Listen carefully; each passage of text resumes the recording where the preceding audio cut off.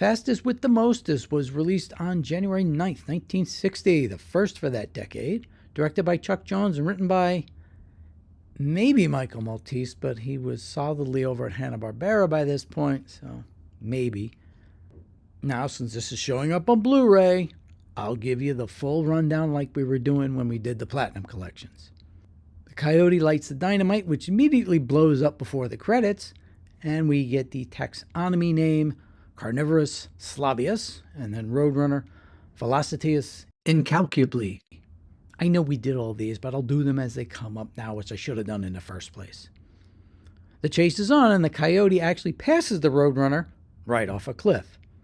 He climbs all the way back up before getting off the cliff again. Coyote tries using a balloon to drop a rocket, but ends up as a balloon with the rocket in his arms. He falls underneath the rocket, hides under a rock as it's still ticking. He manages to take the fuse out, which promptly explodes.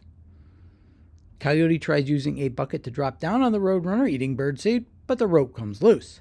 Bucket gets caught on a branch, but he still falls out. Roadrunner provides a spring for the coyote to bounce back up, which he appreciates, until he gets stuck in it. Coyote is able to trap the Roadrunner on a cliff, which breaks, and sends him on an expansive journey, which leads him into a water pipe. And the entire time, the Roadrunner is still up there on a floating rock, defying the law of gravity. But remember, he never studied law. The title is a play on the military phrase, "Get there firstest with the mostest," attributed to Confederate General Nathan Bedford Forrest. The less said about him, the better.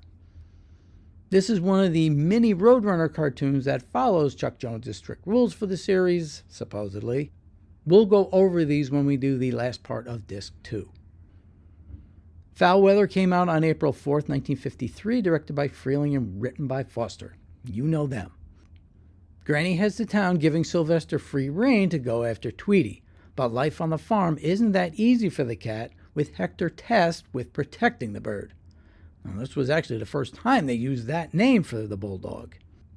As far as the Tweety and Sylvester shorts go, they pretty much had the template set by this point, and it was time to try it on other settings like here and one we'll see on Disc 2. This was on the network and has been on Boomerang for years. Gopher You was released on January 30th, 1954 by our buddies Freeling and Foster.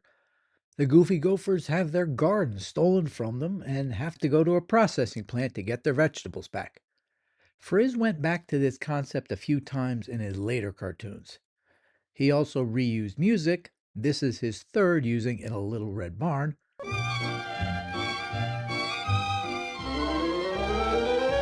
Including our last one, Fowl Weather.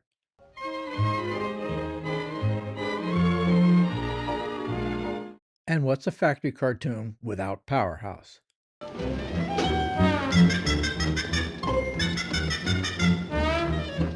I think I remember this from syndication. It appeared on the DVD for the Burt Lancaster film His Majesty O'Keefe, but hadn't made the blue upgrade until now. Taw A Putty Tat came out on April Fool's Day, April 1st, 1948, directed by Freeling and written by Ted Pierce. Sylvester keeps eating his owner's birds, but meets his match with the blue-capped Tweety.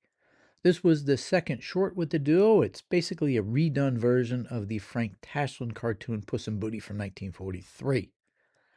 I don't remember seeing this one much, probably due to this section here. Oh, back to the kitchen! I smell something burning! However, it was in the Bugs Bunny Superstar film from 1975. The later DVD version of that film featured the original credits, but we get the blue ribbon reissue titles here. Like Bone Sweet Bone, it's suspected there's some kind of issue with the negative. The cartoon also gave its title to the novelty song, I Taw A Putty Tat, which became a massive hit when a recording of it by Mel Blanc as Tweety, backed by Billy Mays Orchestra, sold over 2 million copies and reached number 9 on the Billboard charts in 1950. It also turned up in a music video in 2011, which also hasn't hit in a Looney Tunes collection since, like Daffy Duck's Rhapsody, it's on Capitol Records, so they have to work out the licensing. I Was a Teenage Thumb was released on January 19, 1963, directed by Chuck Jones and written by John Dunn. Now, this is a very different version of Tom Thumb compared to his earlier take in Tom Thumb in Trouble. Ultra stylized and done with a British flair for the absurd, plus it touches on issues that would fully emerge later in the decade with the youth culture. This is one of Chuck Jones's later Warner Brothers cartoons made just before the studio closed its animation department, but remember, Chuck got fired before that anyway.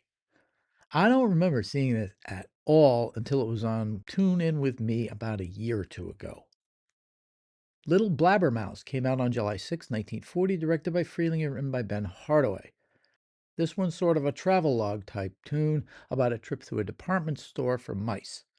The title character is exactly as described, annoying the heck out of the W.C. Fields-esque tour guide. This character's main trait got transferred over to Sniffles for his later cartoons.